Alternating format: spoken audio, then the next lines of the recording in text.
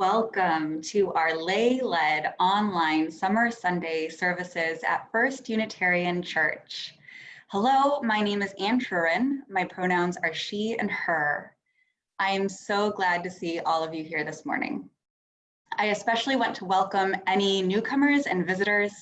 If you are new to our congregation, please take a moment to fill out the newcomer form found in the link in the chat window. Be sure to stay for virtual coffee hour after the service so that you can visit with a small group who will welcome you.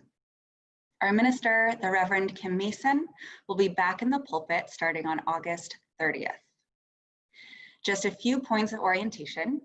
The order of service, including music notes and the yellow page of church news, is available at the link in your chat window, as well as on the church website and the e-news. If you do not receive the e-news, please comment in the chat box and we will get in touch. We also want to remind you that recordings of our services with closed captioning are posted every Sunday afternoon in the church, on the church YouTube channel. After virtual coffee hour today at 11:30, there will be a children's chapel with religious educator Ben Rosenzweig. Instructions are available in the Religious Education e-news. During the month of July, we will continue to hold a weekly socially distant vigil in support of Black Lives Matter. Join us at 10 a.m. each Saturday at the intersection of Waterman Boulevard and Kings Highway. I have been to most of these and I highly recommend coming if you have not joined us yet. It is a great way to connect with each other and with the community. More details are available in the e-news. We extend a special thank you to our virtual worship team this morning. Thanks to George and Claire, who are serving as our producers this morning.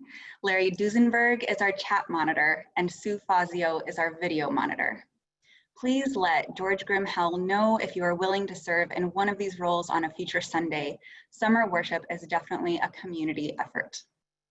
Now, since one of the important aspects of worship is being present in community, we invite you to take a moment and turn on your webcams and wave to each other. Just switch to gallery view so that you can see everyone at once. We're keeping everyone muted, but please feel free to type your greetings in the Zoom chat box.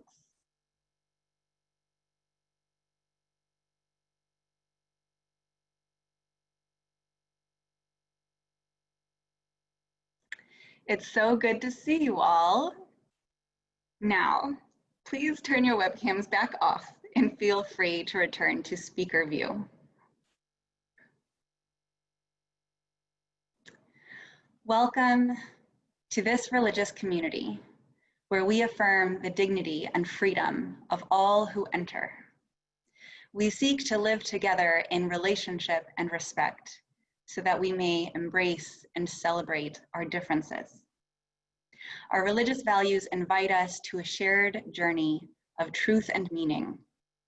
Sincerity and connection guide our religious community and call us into deeper association with ourselves and our world. Welcome. We are so glad you are part of our community this morning. Now, please enjoy our prelude.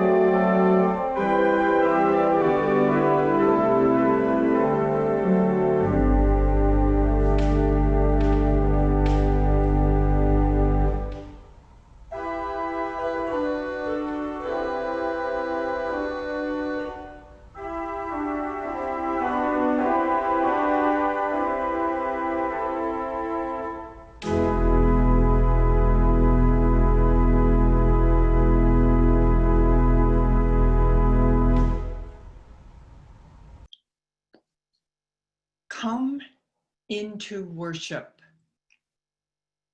My name is Norma Vogelweid. My pronouns are she and her, and I'm a member of our congregation. Look around the room you're sitting in. Look at it and recognize it as a space of sanctuary, the sacredness of where you sit.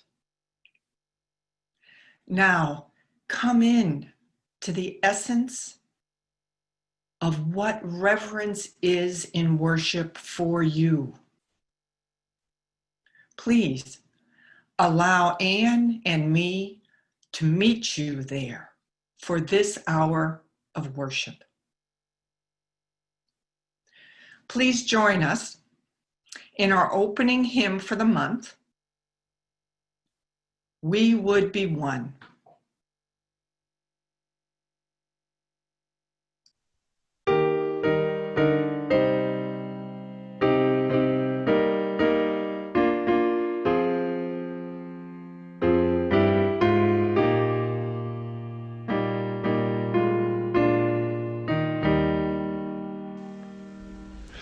We would be one, that's how we join in singing our hymn of love to pledge ourselves anew to that high cause of greater understanding of who we are and what in us is true.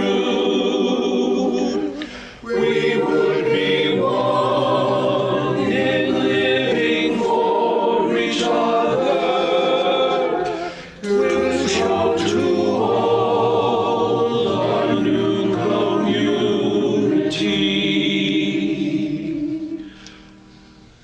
We would be one in building for tomorrow, a nobler world than we have known today.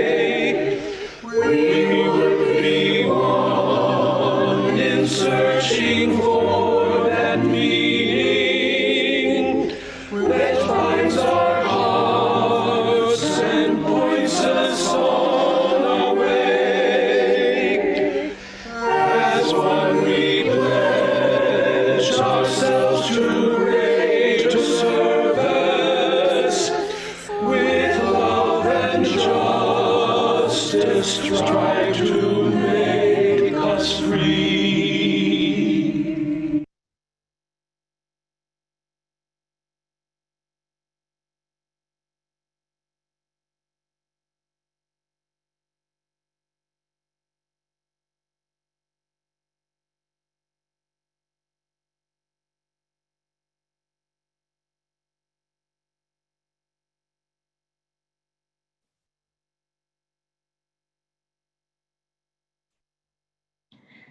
Out of the darkness, light.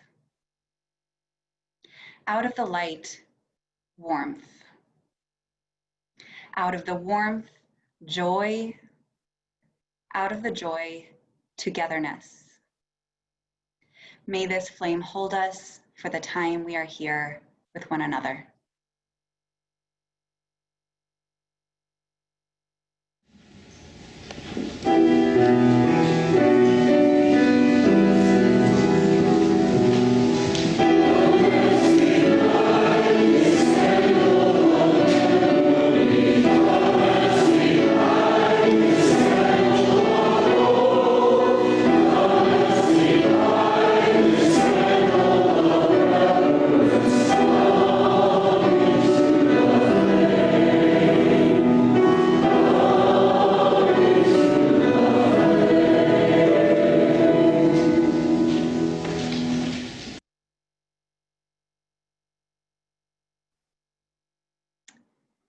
Your voice, your presence, your love can inspire, heal, and transform.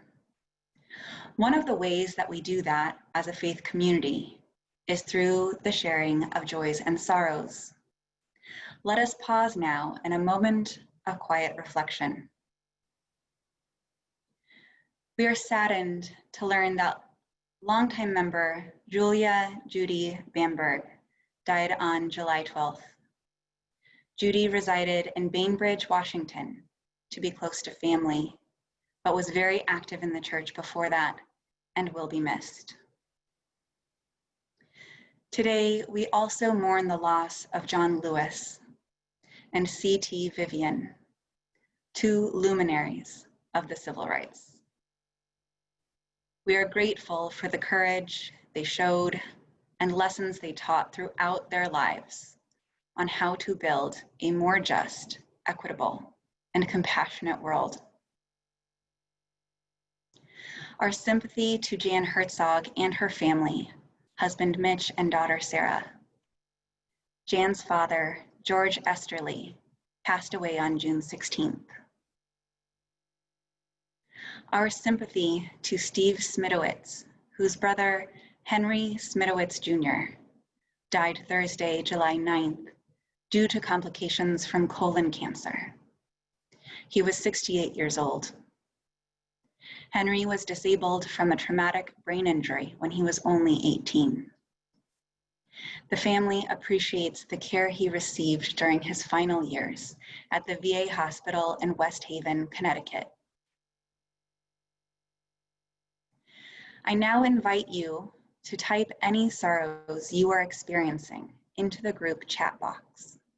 Please open your chat window in Zoom so that we can all share and read in this silent posting of sorrows.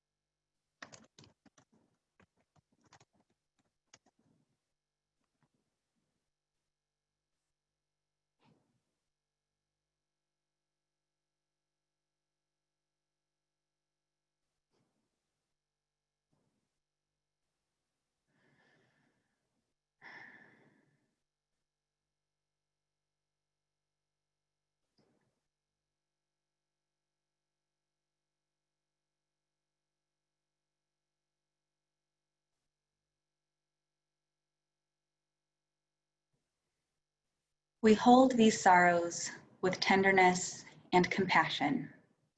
May they be lighter because they are shared. As a community, we also share our joys with one another. Erica Irwin and Dan Muth with son Otto welcome twins Margot Lucille and Jocelyn Elaine, born prematurely on July 12th.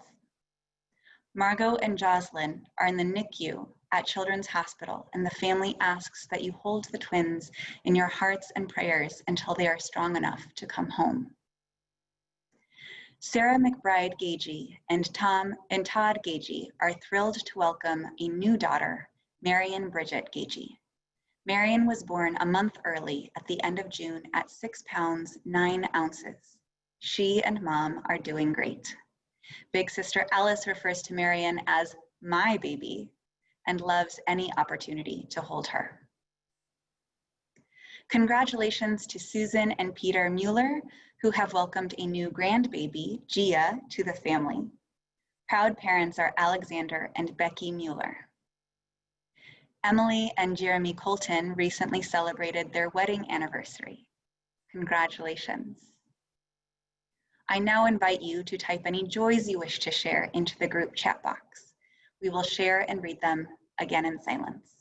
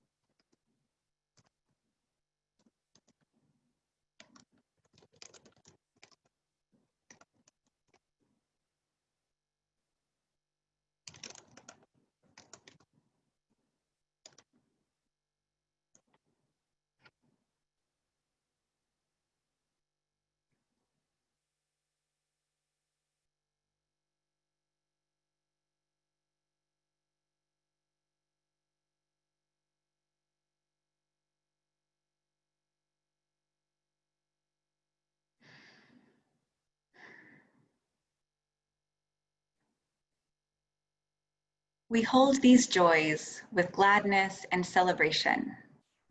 May they be magnified because they are shared. With many joys and sorrows remaining in our hearts and minds, please join me in our sung prayer, Spirit of Life.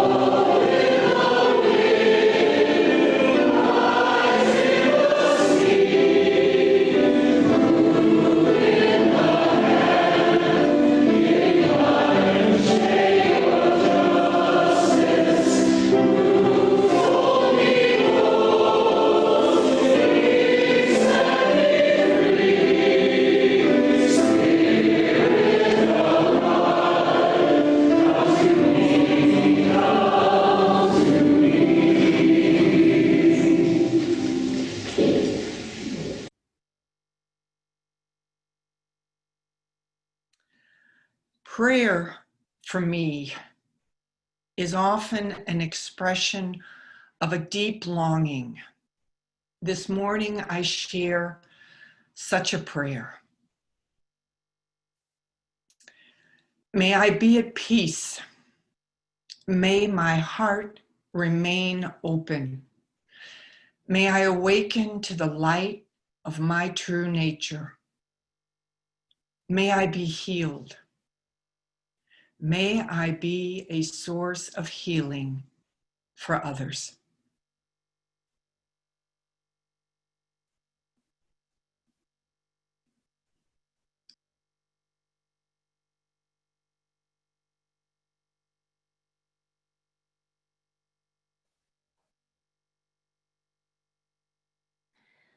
Our two readings today are from two books. The first from the book, World of Silence, written by Max Picard in 1948. When two people are conversing with one another, a third is always present.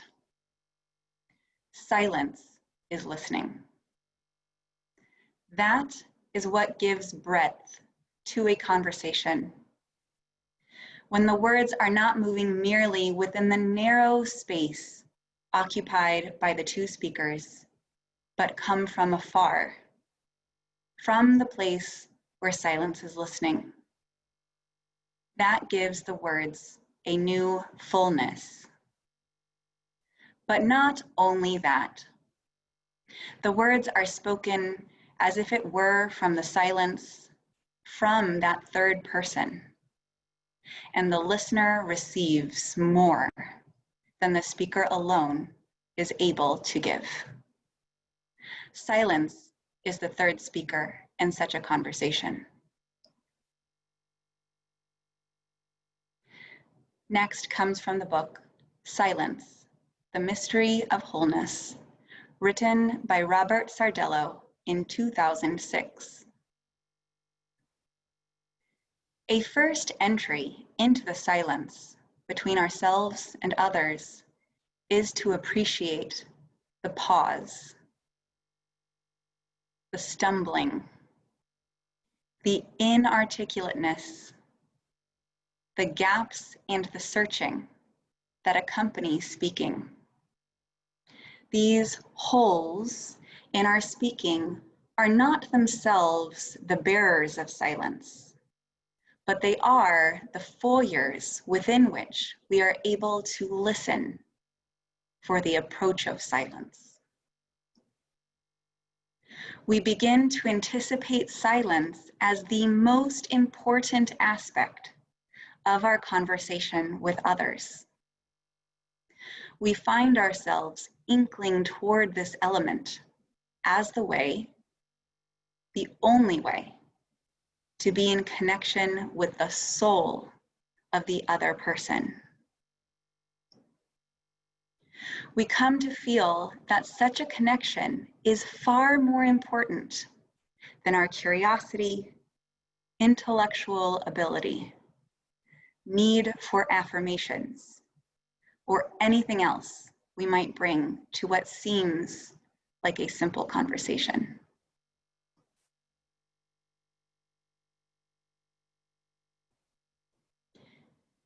It is the mission of the First Unitarian Church of St. Louis to provide a hospitable sanctuary in this time and place for people to seek sources of spiritual strength and to encourage people in the church and in the world to work for love, decency, tolerance, and justice. In this time of pandemic, the church continues that mission. The building is closed, but the church is open. And so it is that we need you. Your monthly pledge payment, your weekly goodwill contribution are vital to the church right now. We are not passing a physical plate, but there are many ways to donate, including by mail, online, or with our Text to Give program. These are uncertain times. Please give as you can.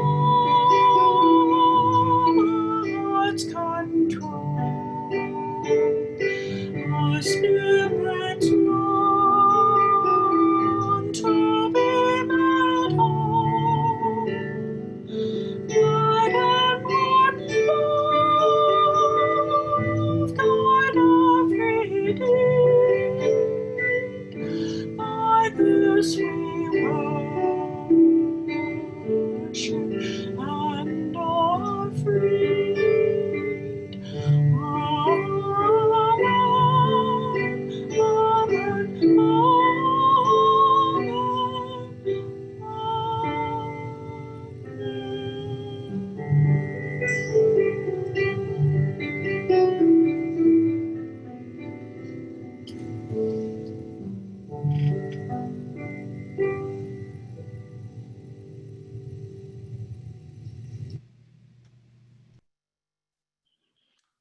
All righty.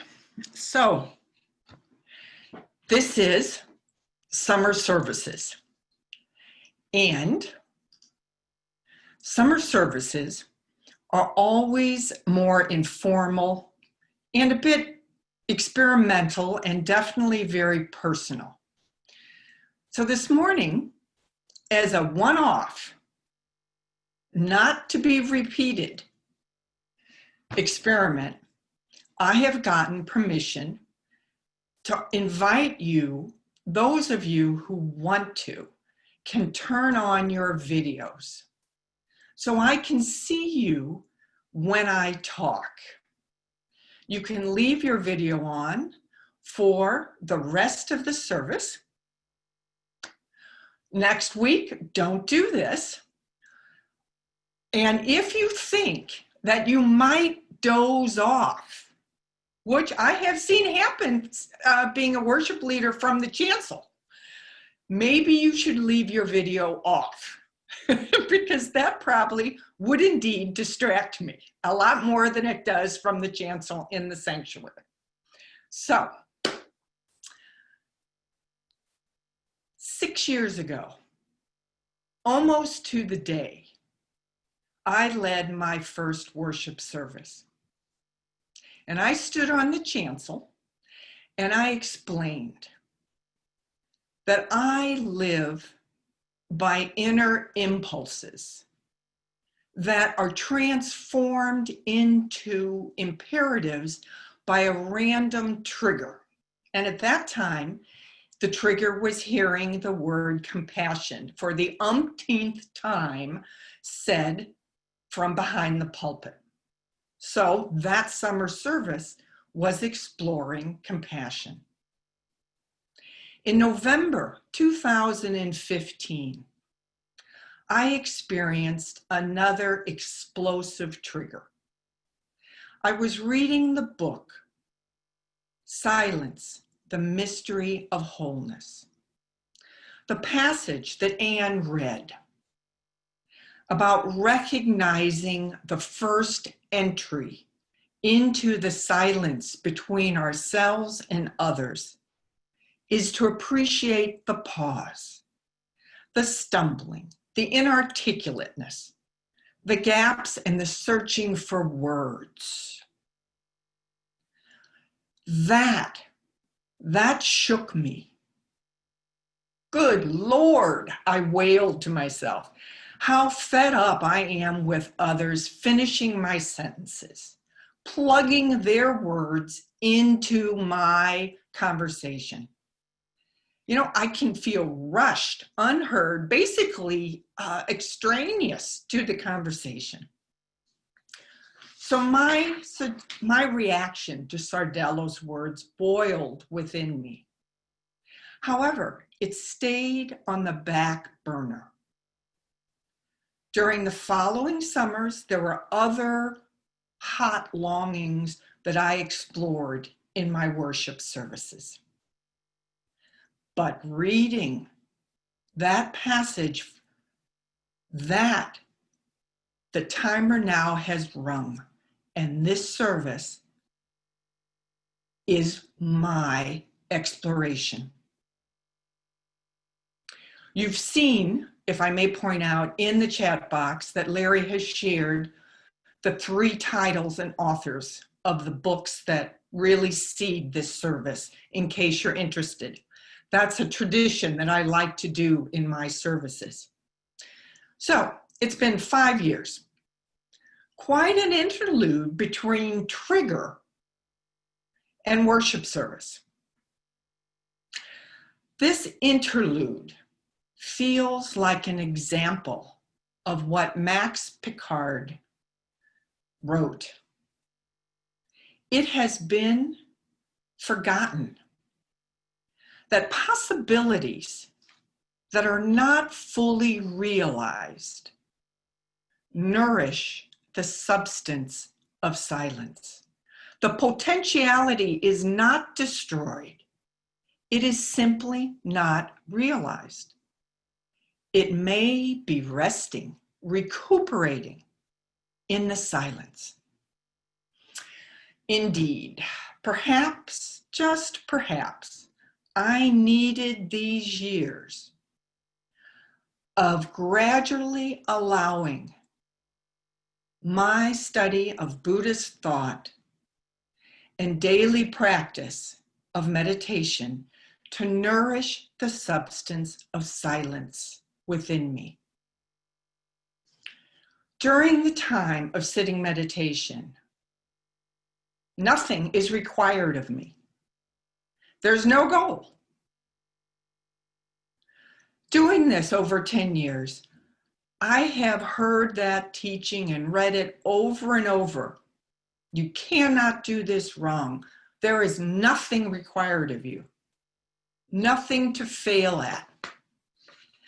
But honestly, only in the last year has my heart softened sufficiently to let that wisdom trickle in.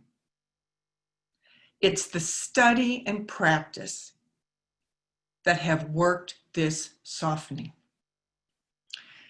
And creating this worship service, I realize that it's the meditating has allowed me to meet silence within me as a primary reality in its own right. A primary reality in its own right, not merely the opposite of speech. In fact, during sitting meditation, my mind never stops speaking to me. Mostly it makes a lot of noise. Let me underline that statement. My mind never stops talking. Recently, I heard a Zen teacher laughingly point out, why would you want your mind to stop talking, to stop functioning as it's meant to be? Why? It's just like, why would I want my heart to stop pumping blood, which is its function? Why would I want my intestines to stop digesting? No. Meditation trains in paying the kind of attention to my brain talking as I pay to my heart pumping blood or to my intestines digesting food. I may notice, but I don't dwell on it.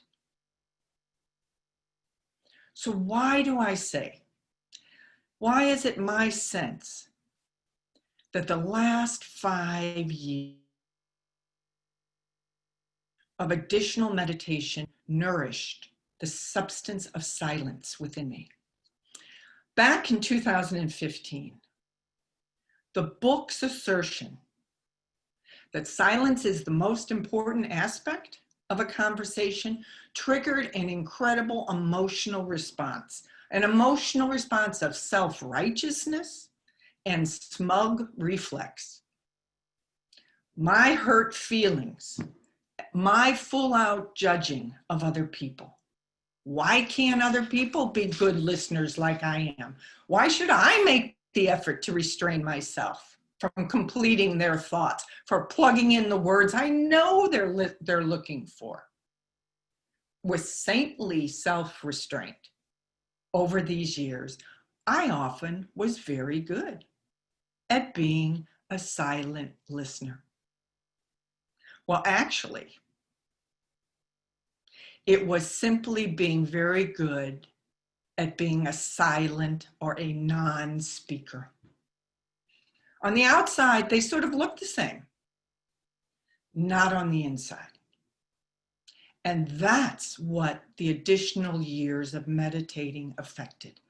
They undermined my ability to delude myself about being self-centered.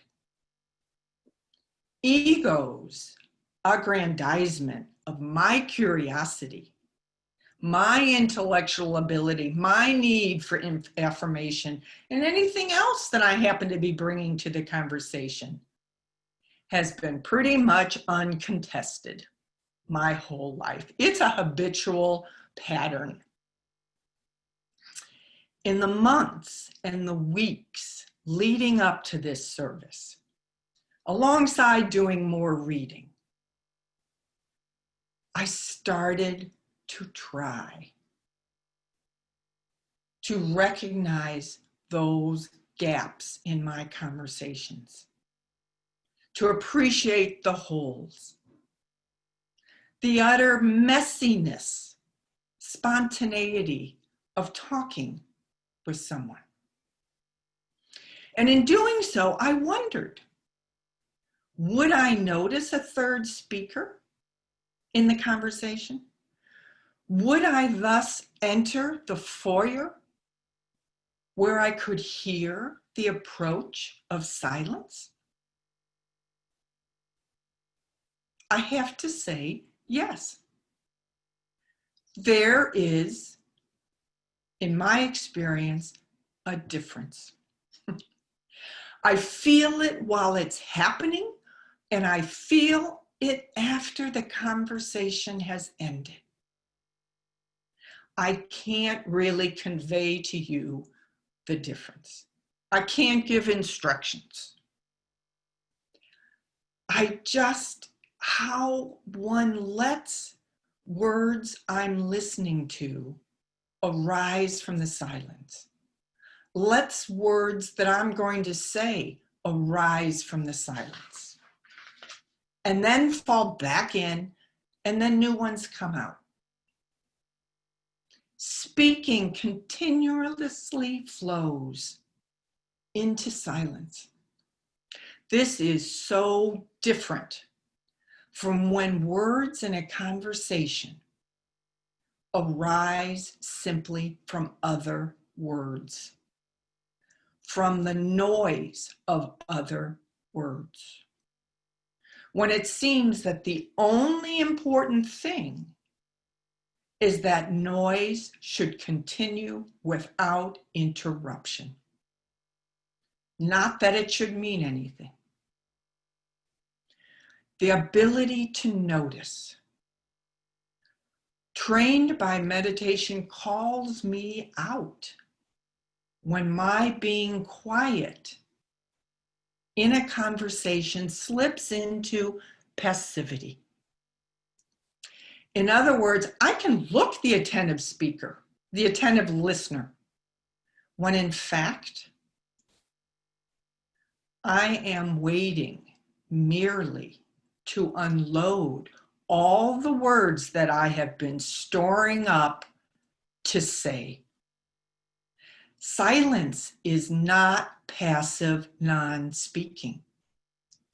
Rather, it is receptive and thus relational.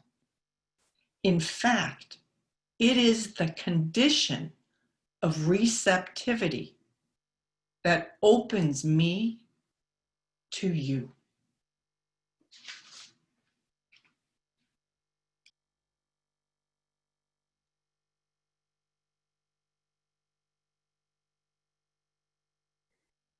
In his book, A Listening Heart, The Spirituality of Sacred Sensuousness, Brother David Steindl-Rast writes about the haiku form of poetry. The haiku is, paradoxically, a poem about silence. Its very core is silence. There is probably no shorter poetic form in world literature than the classical haiku, with its 17 syllables. And yet, the masters put these 17 syllables down with a gesture of apology, which makes it clear that the words merely serve the silence. All that matters is the silence. The haiku is a scaffold of words, but what is being constructed is a poem of silence. And when it is ready, the poet gives a little kick to the scaffold, it tumbles, and silence alone stands. Evening rain, the banana leaf speaks it first, speaks of it first. By Brother David Steindl-Rast.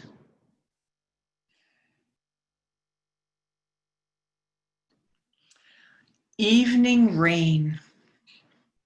The banana leaf speaks it first, speaks of it first. Here's what Steindl-Rast says about his poem.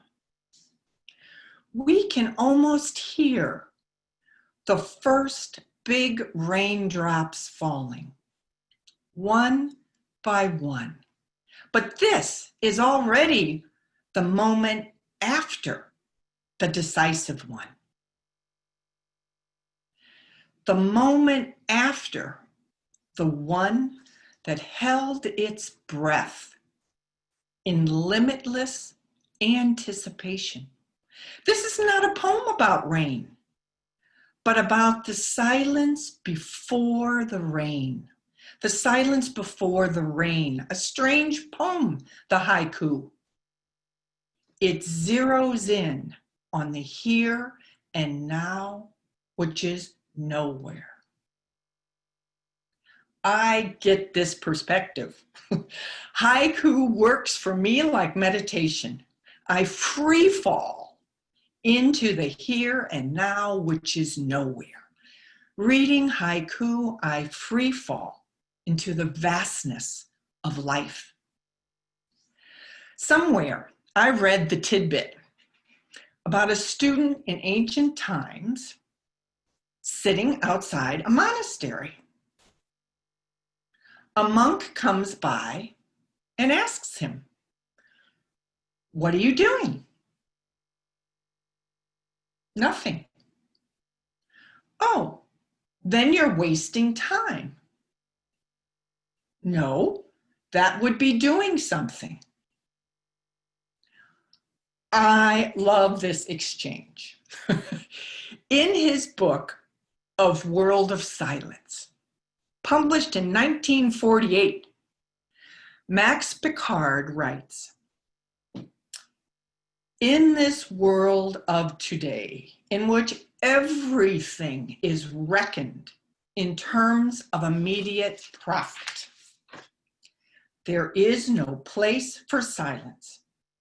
Silence was expelled because it was unproductive, because it merely existed and seemed to have no purpose." He laments that silence no longer has an autonomous world of its own. It is simply the place where noise has not yet penetrated. It is mere interruption of the continuity of noise. The Zen meditation that I now do can aptly be described as doing nothing. When I become aware that I've traipsed off after my thoughts, I just think of doing nothing. I feel, my body knows what it feels like to really do nothing. And I fall into a full, deep rootedness of doing nothing in my body. And then, of course, well, the thinking fades, and then in a little while, I realize I'm traipsing off again. And I think, I don't have to do anything. Do nothing. And then I can go back into it. I'll tell you when I most experienced this in the sense of doing nothing. You recall the image that was displayed when Anne read the second reading of the flowers and the hanging flowers and everything in black because they're blackened by the vividness of the sunset. I took that photograph from my deck this past week. Typically, after dinner, I go out on my deck. I'm on the third floor. There's nothing up top. There's nothing above me. And I stretch out my hammock. And I lie in my hammock. And I look up. and I enter the vastness of the clouds, the sky, the birds, the bees, the flowers, the wind, and I do nothing. You could say, really, I am meditating then. There is no difference. Drawing from the words of a Zen Buddhist teacher I work with, I am resting in the immensity from which extends beyond my ability to comprehend, and it is home. This experience feels the same to me as that there is silence before words, the silence that words arise from. An essay on Sardello's and Picard's books points out that our culture not only denies silence, but actively suppresses it. Silence is not good for business, and the business at hand is to consume, to remain distracted, to fill one's life with noisy nastiness that silence denies. And in doing so, we remain oblivious. To me, the suppression of silence seems intensified now in this time of radical uncertainty. What a gift it was to me that a year ago, I came to read Glenn MacLeod's book, Reflections on Silver River. The following statement he writes came home to me. Do not use meditation practice to improve the situation of your life. Rather, use the situation of your life to practice, to deepen your relationship with life itself.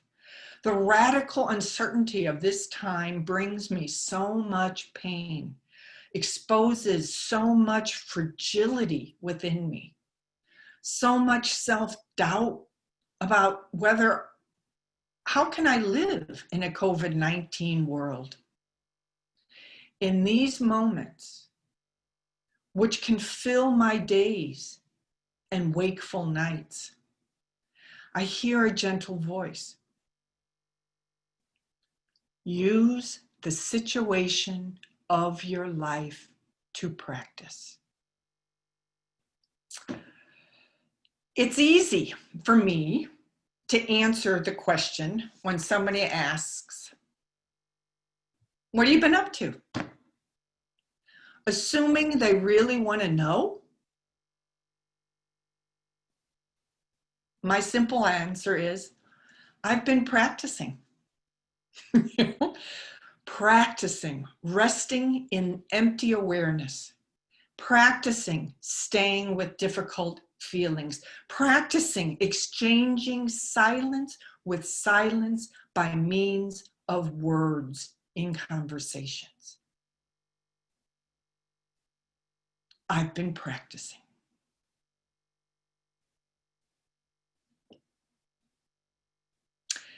Now, please join us in our closing hymn, Find a Stillness.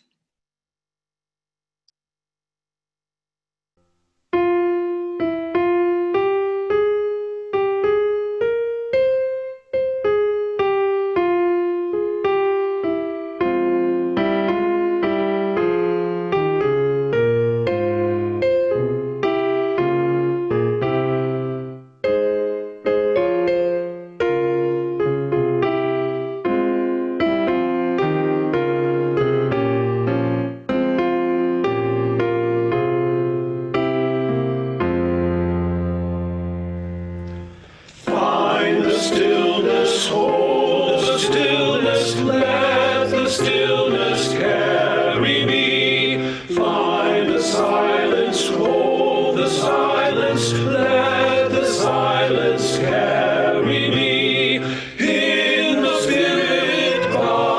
Spirit, with the Spirit giving power, I will find true harmony.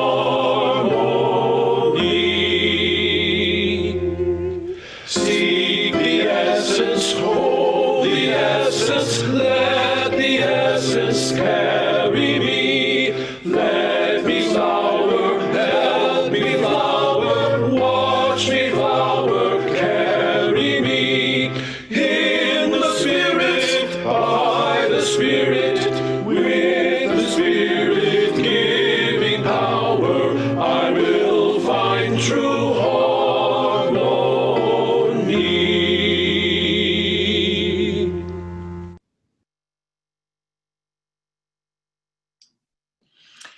In benediction, I offer the words of Emily Dickinson. Silence is all we dread. There's ransom in a voice. Silence is all we dread. There is ransom in a voice. But silence is infinity. Silence is infinity. Himself not have a face.